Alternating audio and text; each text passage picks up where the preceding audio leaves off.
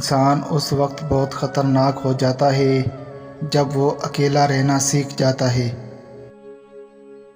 رشتے وہی مضبوط ہوتے ہیں جہاں عیب چھپائے جائیں، نہ کہ گنے جائیں۔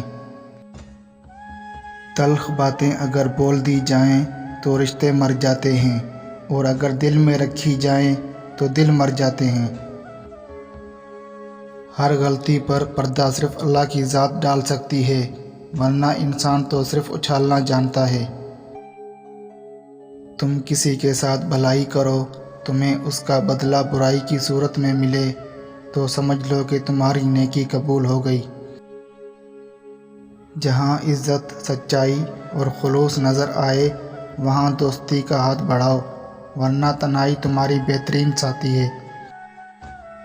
اگر آپ کسی کے ساتھ غلط کرتے ہیں تو اپنی باری کا انتظار بھی ضرور کیجیے۔ انسان کے اندر الفاظ اور احساسات اس وقت زیادہ شدت کے ساتھ بولتے ہیں جب کوئی سننے والا نہ ہو۔ جب آپ کو دیکھ بھال کرنے والا شخص مل جاتا ہے تو درد خود بخود دور ہو جاتا ہے۔